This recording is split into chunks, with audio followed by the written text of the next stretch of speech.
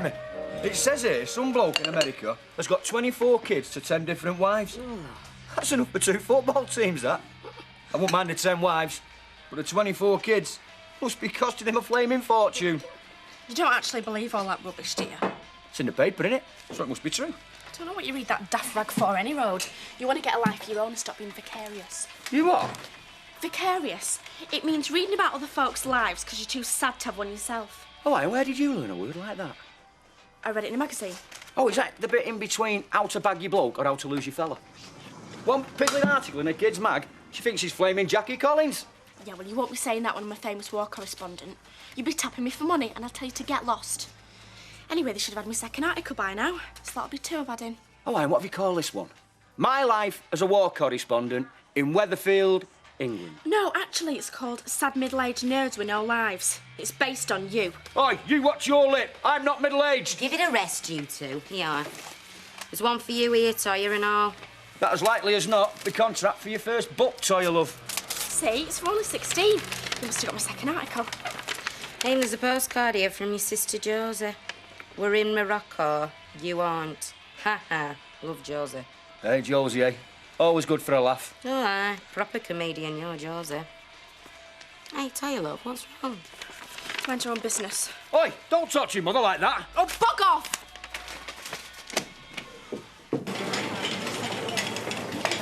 Mrs. Baldwin, isn't it? Oh, yes, that's right. Alma. Ah, yes, of course. Norman's drinking partner from the other night. Oh, look, I hope you don't think we make a habit of drinking in the office. It was just that... Don't worry about it. We all need to let our hair down once in a while, don't we? You're a friend of Norman's, aren't you, Alma? Oh, he's had knock at Mr. Watts for quite a while. Why? Oh, it's just that he hasn't turned up yet, and I was wondering if something might have happened to him. I thought maybe you'd know if he was ill or anything, or is he always this late in the morning? Oh, no, Curly's never late. He's usually in before everybody else. Well, maybe his car's broken down or something. Yes. Well, never mind. No doubt he'll be through the door any minute now, full of apologies and with a perfectly good explanation.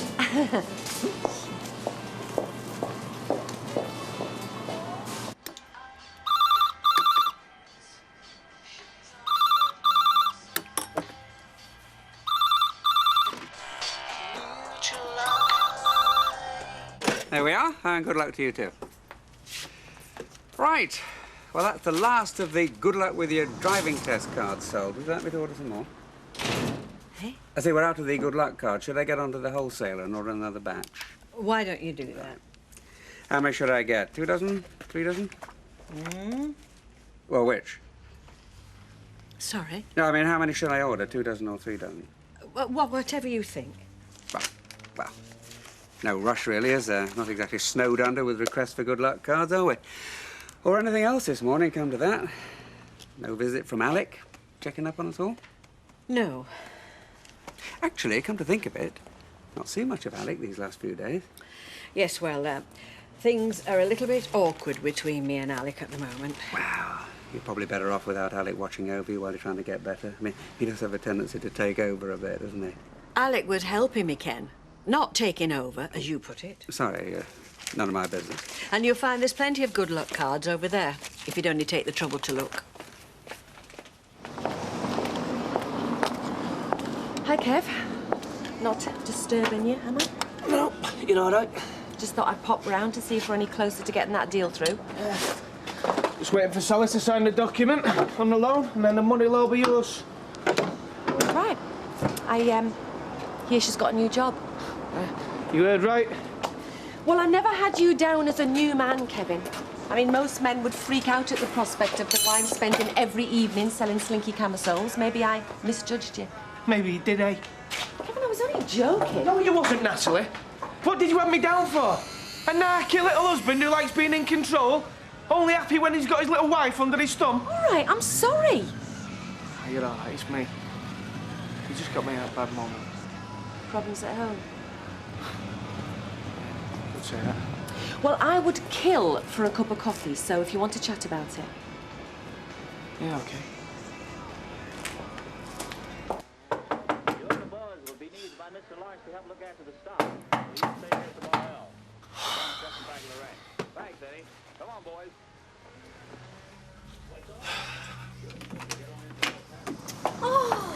If you've come round here to tell me I'm gonna lose me job for not turning up, don't bother because I just don't care. Well, where have you been? I mean, Anne Malone has been looking for you all morning. I bet she has. And I've been phoning you as well. Where have you been? I've been here, on my own, ignoring the phone, contemplating my future with Fresco's version of Lucretia Borgia. Oh, come on, Curly. I mean, she seemed perfectly nice to me. And she was certainly very reasonable when you didn't turn up this morning. I mean, she seemed genuinely concerned. Alma, there is absolutely nothing genuine about Anne Malone. She's a mad woman. Under that nice, sweet, sickly smile lies a complete and utter nutter, and I, for one, aren't working for her. So what's she going to do? Well, what can I do? She's got it in for me. She wants to get back at me for what happened last time. Well, I'm not going to sit around and just let it happen. I've no choice, have I? I'll just have to resign. Oh, Jack, would you do the honours? I've got a couple of calls to make. Right, so what can I get for you, Rita? Vodka and tonic, please. Easy on the tonic. Is he still trying to entice you up the aisle, is he? Who told you? Well, I thought it was common knowledge about you and Alec. Yes, well, I trust you keep it to yourself.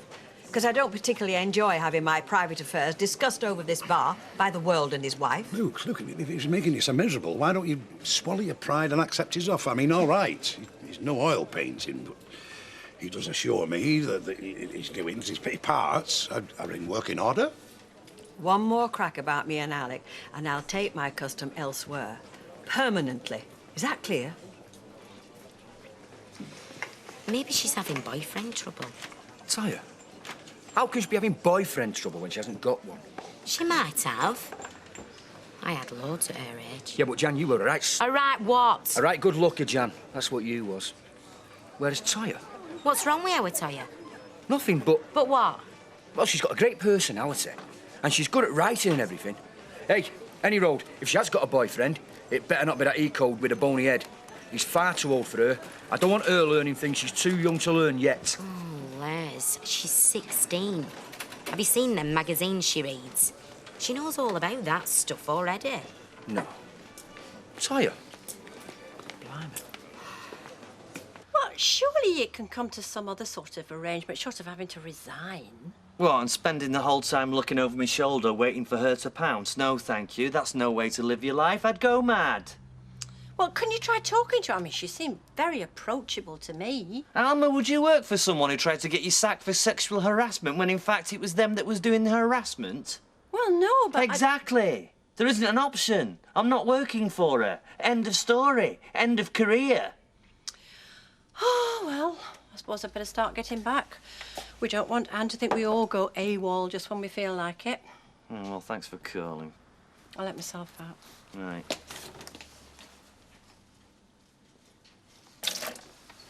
So, what about this computer, then? Did you manage to speak to Charlie West yet? I did, and he's got none in at the moment. Oh, great. But he's got an old typewriter. He's bringing it round in the morning. He was going to chuck it out, so it was a stroke of luck. I got there when I did. Les, this is the 1990s. Nobody uses typewriters anymore. Why not? You can still write with a typewriter, can't you? Typewriters don't stop writing just because some bright sparks invented a computer, you know. Les, you are such a cheapskate. Do you know that? What? All kids have computers these days. Do you want our Toya to be only one way out? She's lucky I didn't get her a biro and a pencil set. In my Oh, day... dry up, Les, will ya? You sound like me granddad. The one chance you have of helping our Toya make something of herself, and best you can come up with is a clapped-out typewriter straight off Orc. You know, you don't give a damn about those two girls, do you? All you care about is where your next pint's gonna come from. All right. All right. I'll see what I can do. Anything for a better peace, OK? Yeah, right.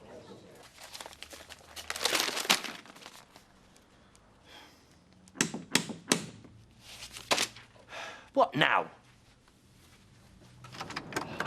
Look, Alma. Well, aren't you going to invite me in, Norman? I tracked you down.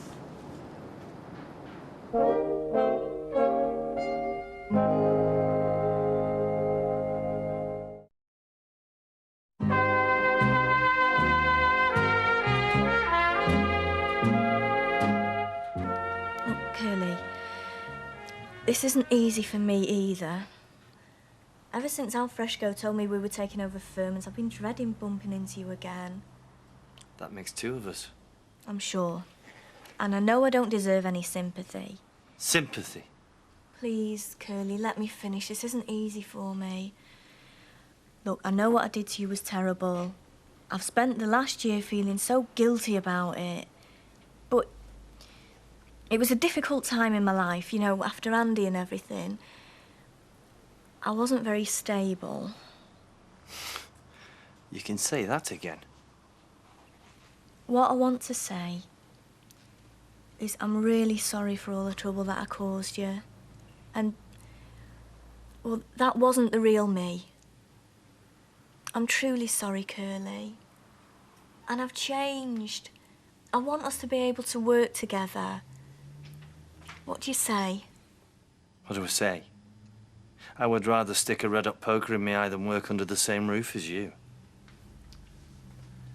We can't carry on like this. It's driving us both crackers. Well, maybe it's time you brought things to a head, you know, got them out in the open. How do you mean?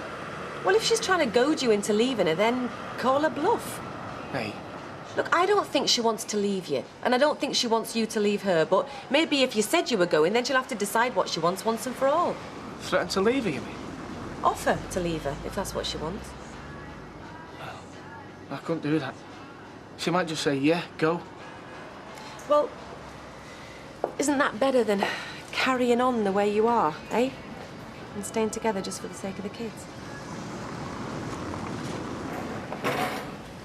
I know how you must feel, Curly, honestly.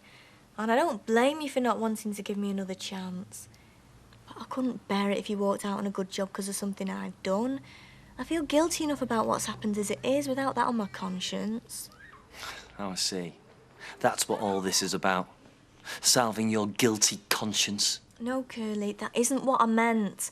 What I meant... Well, look, what I came here to say is that Fresco's is a fantastic company to work for. Look at me.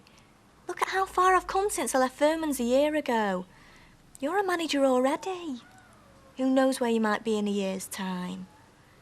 I'd be more than happy to put in a good word with Al if it meant I could go some way towards making up for what happened last time. Don't walk out on all that because of me, Curly, please. All I'm asking is for another chance. What have you got to lose? You can walk out at any time if it gets too much. Now make sure you get a decent payoff. What do you say? Curly? Well, of course it's cold. You've been sat over it for the past half hour. What do you expect? Claire? I'm terribly sorry. I'll get you another cup. I don't know why you don't bar them old wrinklies. I mean, they come in here sitting all day over one cup of tea. You'll never make any money out of it. Toya, those old wrinklies are our bread and butter. If you're going to take that attitude, you better find yourself another job. What's got into you today, anyway? Nothing. Hello. Why the long face? I don't use well.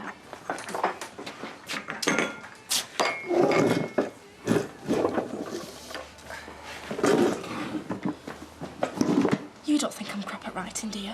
Of course not. Why do you ask? Oh, it's that stupid magazine, Only 16. They rejected my article. Oh, I see. I mean, it were a boring magazine for morons anyway. Well, it's not much consolation, I know, but chances are you're going to have to get used to this. So you do think I'm crap? No, of course not. That's not what I meant. No. What you meant is I'm going to have to get used to being rejected, because I'm no good and I'm useless at writing. I didn't say anything of the sort. Look, every writer, all the best writers in the world have had a pile of rejection letters that high. I had 17 articles rejected before I had one accepted by the Weatherfield Gazette. Yeah, but... Look, it's happened to every writer since time began, from James Joyce to Toya Battersby. Did he write for the Weatherfield Gazette and all? Who? James Joyce. Oh, no. No, James Joyce was a famous author. He's dead now. But anyway, the point I'm making is he had numerous rejection letters too before he finally made it big. In fact, he didn't really make it big until he was dead. Oh, well, a fat lot of good that is to anyone. I don't want to have to wait till I'm dead to get my articles accepted. What the hell's the point in that? Toya, listen. Toya? Oh, what's brought that on? Well, I just have to call it artistic temperament. Oh, but you look loads behind. Sally, can I have a quick word, please? Bye. Yeah, bye. I was gonna double back anyway, but you saved me the trouble. I've been wanting to do that all day. Hey, I've got some news. Oh, yeah? You know, we were saying how the best thing that could happen would be if Kevin got back with Natalie. Yeah? Guess what I saw today in the garage? What? No! Yes. Natalie and Kevin together? Yeah, they looked pretty cosy to me. I mean, I couldn't be sure, but from where I was standing, they looked very... How shall I put it? Well, they look close. Do you really think they're getting back together? Who knows? Maybe you should ask Kevin. Hurry up, Les, will ya? I'm dying of thirst out here. Hang on, I'm coming. Hey, I'll put it on the table where she'll be able to see it. Hey up, here she comes.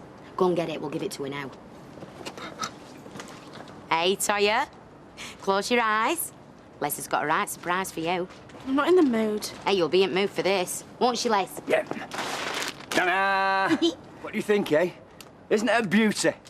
You'll be able to write all the articles you want now. What do you think I'd want a computer for? So you can write all your articles for your magazines. Like a proper journalist, like. Stuff it. What the hell was all that about? What have I done now? Oh, ignore her. She didn't mean what she said about not wanting it. She's in a mood. We'll give it to her later on. Go on, take it back inside.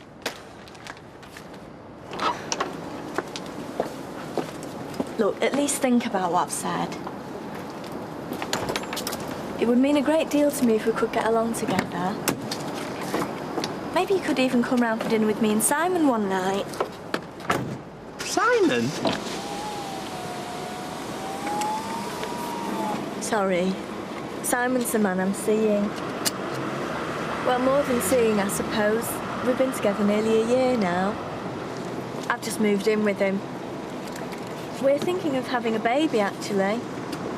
Oh, well, good luck with it, then. Thanks. So, see you back at work?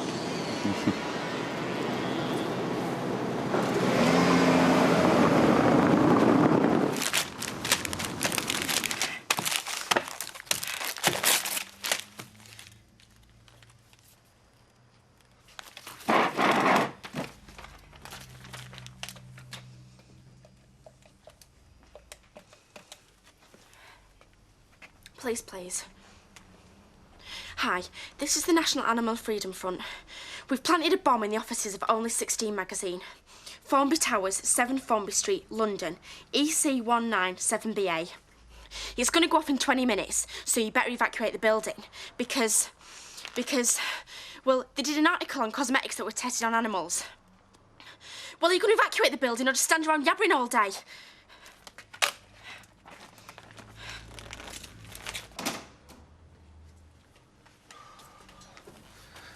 Hiya. Is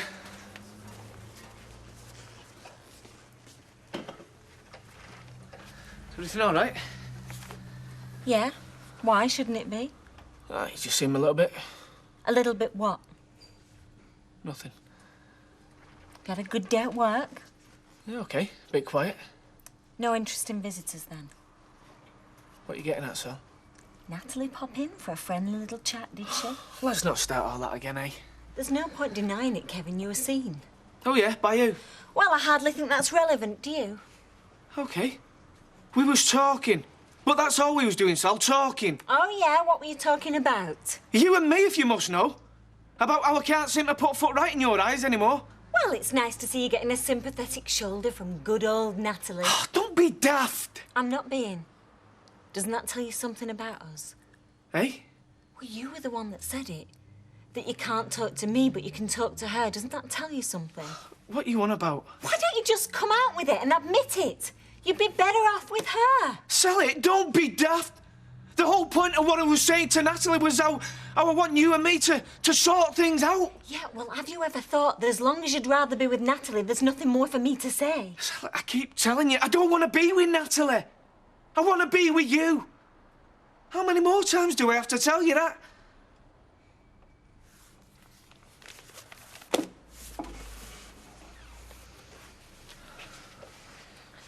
I'm going to bed. Sally, Sally, you just can't...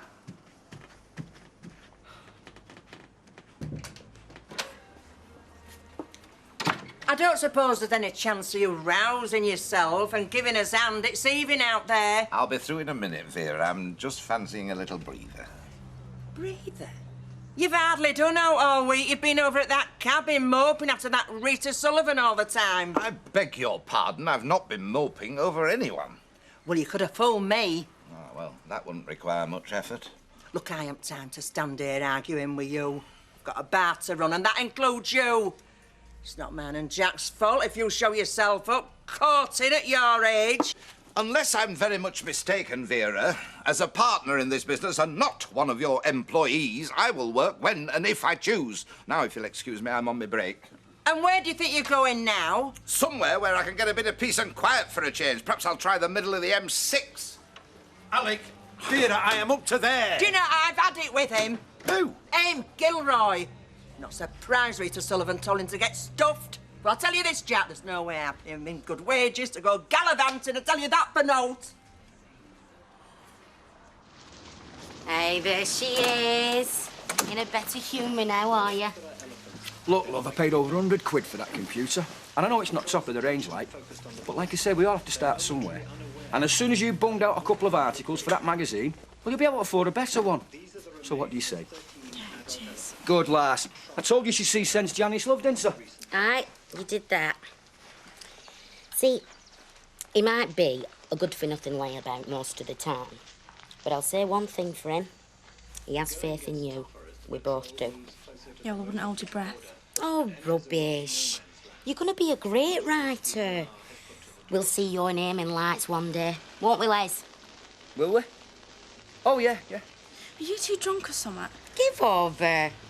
Hey, you're going to make us all famous. I know you are. I can feel it in me water. My Toyah, famous writer. Oh, who the flaming hell's that? She's right, your mum. We're relying on you to make a fortune and get us all out of this dump. Mrs. Battersby. Les, what have you been up to now? What can I do for you, officer? Les. I've been here all day, honest. It's my day off. That's what I'm worried about. Someone's made a hoax bomb warning from this address about 3/4 of an hour ago. Any idea who that might have been? Oh, give over.